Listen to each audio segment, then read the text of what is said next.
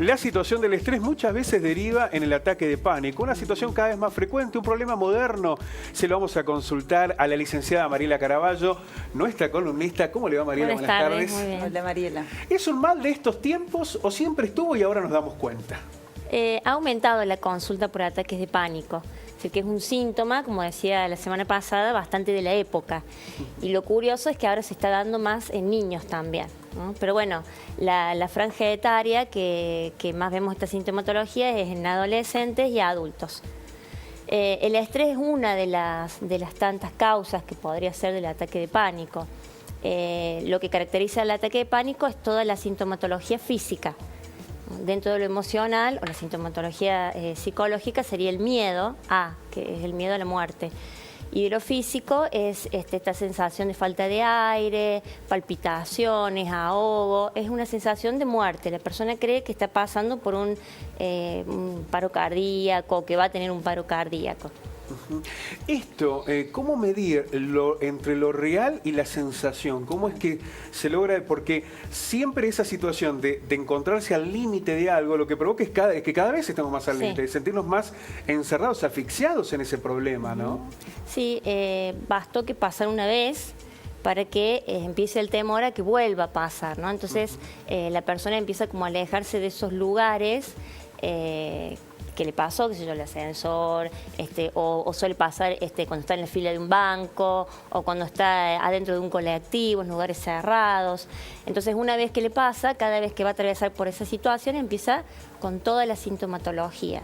¿Y eso es un problema social o que requiere ya, por ejemplo, intervención clínica médica, digamos, psicológica, psiquiátrica, medicación? Requiere una intervención, sí, de un especialista. Psicológica, en un principio, muchas veces se aprende no se puede, yo no diría que se cura, pero sí puede aprender la persona a controlarlo cada vez que está por empezar a sentir toda esta sintomatología. ¿Hay manera de manejar entonces un ataque de pánico? Hay manera de manejarlo. Entonces, a lo mejor siempre va a tener esta sensación, pero aprende a manejarlo y no termina en esto de que ya que parece que se va a morir, ¿no? este temor a la muerte. ¿Qué pasa? ¿Qué posibilidad tiene el que acompaña a una persona que está atravesando un ataque de pánico de ayudarlo? ¿Hay manera de hacerlo?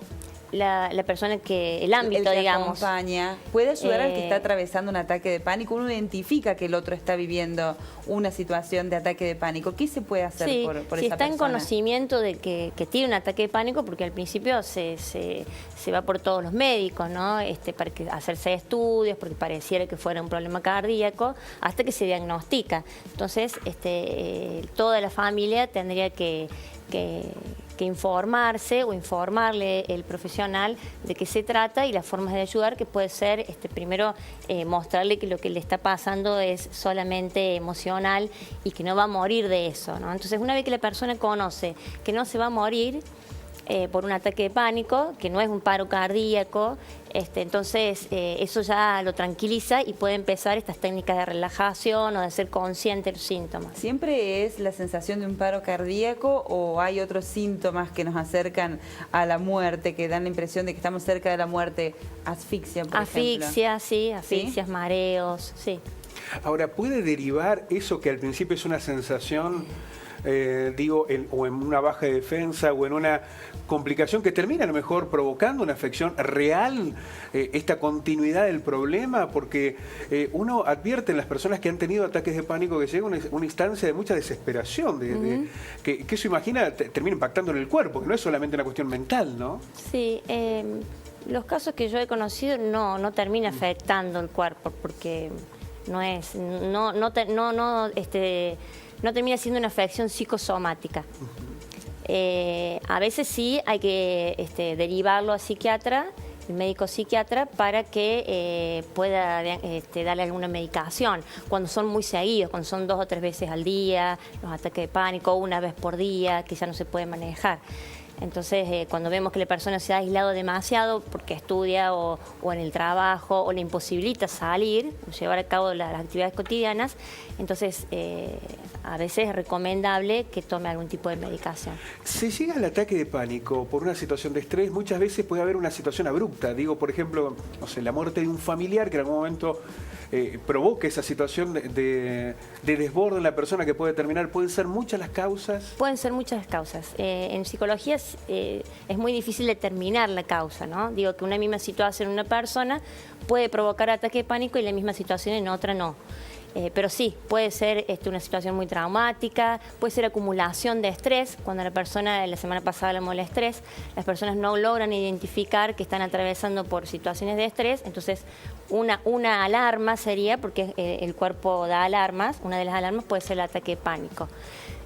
Otro de los casos puede ser en personas como demasiado dependientes de las figuras paternas, entonces a la hora de tener que salir a enfrentar la vida, digo, los conflictos o las frustraciones típicas de la vida, suele aparecer como síntoma los ataques de pánico.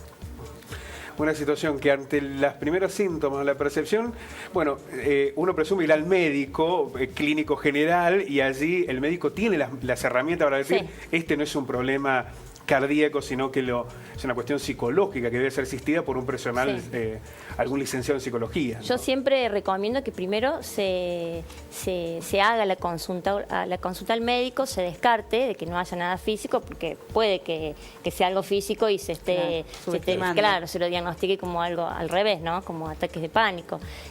Una vez descartado eso, bueno, ahí sí que se puede derivar a un especialista. Licenciada, muchísimas gracias por ayudarnos a entender una problemática que afecta a muchas personas. Sí. Uno cree que es aislado, no. Hay muchas personas que han pasado por instancias en grados superiores o inferiores, pero que han vivido esta realidad, ¿no? Sí, son muchas las personas que presentan estos síntomas.